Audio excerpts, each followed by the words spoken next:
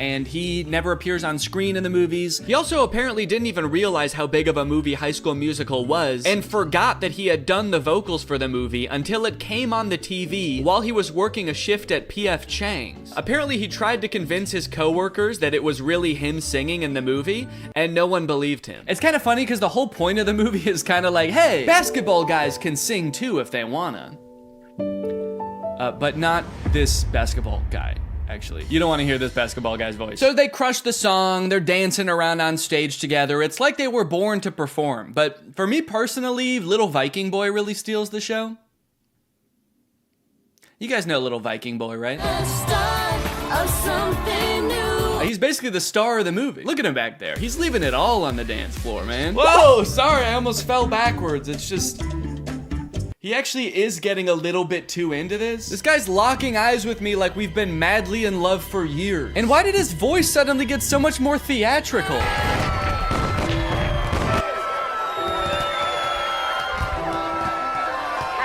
guess I better go find my mom and wish her a Happy New Year. This is so romantic.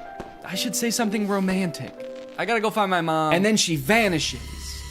And he never sees her again. That's right, you thought the movie was gonna be about Troy and Gabriella? Nah. No, the rest of this movie is about Troy and Viking Boy. Flash forward, Troy returns to his high school, East High, where he is seemingly a god amongst men. And then, actually, I don't remember this scene.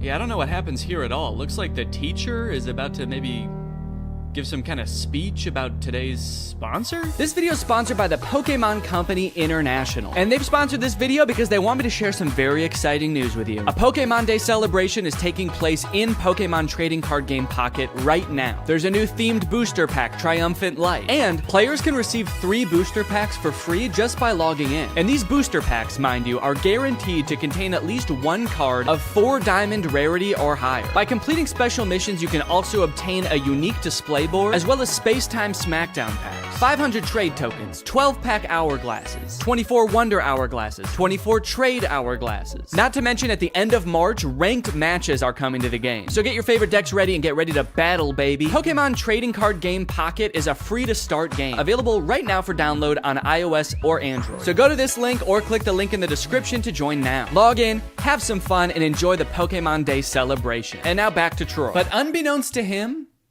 there's a new student at East High. I reviewed your impressive transcripts. I expect your light will shine very brightly here at East High. I don't want to be the school's freaky genius girl again. Freaky genius girl? What did you do at your last school? Troy notices that Gabriella is sitting in the back of their drama class, and not to be nitpicky, but this drama class scene lasts for 2 minutes, but the class happens in real time from start to finish in that 2 minutes. The bell rings. They sit down, the whole class gets detention, and then the bell rings again and they leave. How long is a school day at East High? Is it like 15 minutes? Troy shows Gabriella around, they catch up a little bit, and it is revealed that East High is having auditions for their winter musical pretty soon. Troy jokes that Gabriella should sign up because, you know, they sang together. And Gabriella's response is basically, fuck no. I'll be signing up for anything for a while. Yeah, I don't know why. I remembered this movie differently. I thought they both wanted to do the musical. Troy seems to maybe want to do it, and Gabriella's like, no, I'm not doing that. No, I don't sing. I'm not a freaky genius girl, and I'm definitely not a freaky singer girl. So, dude, you know that school musical thing? Troy, the music in those shows isn't hip-hop, okay, or rock. It's like show music. Yeah, and you guys would never do anything like sing show music, right? And then cut to them singing the hardest show music in this entire movie. That's the funny thing about this movie. Since it's a movie about a musical, there are several characters in this movie that are opposed to musicals. So it is a little jarring to see those characters seemingly completely unaware that they are literally singing and dancing right now. But on the other hand, I guess it would also be weird if they didn't sing when everyone else was. At the end, when they're all singing, we're all in this together, Corbin Blue's just standing around like, this is lame. There's 2 parts in the song though where Troy like stops rapping to sing from the heart about how he wants to do the musical. She makes this feel feel so right. Should I go for it? What do you mean she makes this feel so right? And should I go for it? Gabriella doesn't want to do the musical. It was your idea, and she said no. Don't drag her into this. This girl's making me crazy. No, you're crazy. You already were, and then you met a girl. That's what happened. Also, Zac Efron is 5'8", and presumably so is everybody else on this basketball team, because they're all like the same height. So how good exactly are they at basketball? Okay, now you got Sharpay, who's played by Ashley Tisdale. She's like the head of the theater department at school. She's the theater kid. And her brother Ryan is the theater kid in boy form. They are getting a little bit worried that Troy and Gabriella might audition for the musical. Again, Gabriella has showed zero interest in doing the musical. So they decide to do a little bit of research on Gabriella. So they search her name on the internet and they find out she's this freaky genius girl that she said she was. She's won all of these awards. She's won scholastic competitions and the like. But also, what is the third result there? Gabriella, San Diego Zoo's newest... What? What is Gabriella at the San Diego Zoo? Ryan's like, oh, that's interesting. Look, it says here she's a dolphin. That's funny. Now that I think about it, I can't believe I never noticed. After basketball practice, it's time for Troy to go home and relax. Just kidding. It's time for more basketball. Come on, Troy. Fake left. Take the ball downtown. Did you ever think about trying something new, but we're afraid of what your friends might think? I mean, like going left? You're doing fine. Come on. Troy's dad has one thing in his mind, and it is one basketball just bouncing around like the DVD logo. I want to see a movie about him and how hard his life must be. I do like that this movie keeps the tradition alive of Disney Channel movie characters being inexplicably rich. His dad is a high school basketball coach and they live in a mansion. What does the mom do? She an arms dealer? Also, he says something new, like going left. I mean, like going left? When in Get Your Head in the Game, Troy clearly says coach said to fake right and break left. He already said to do that. That's not new. That's what he already does. So... found a plot hole. Next, Troy sneaks away from his friends to go audition for the musical. I guess the voices in his head that he thinks are Gabriella got too strong, and he now has to act on them.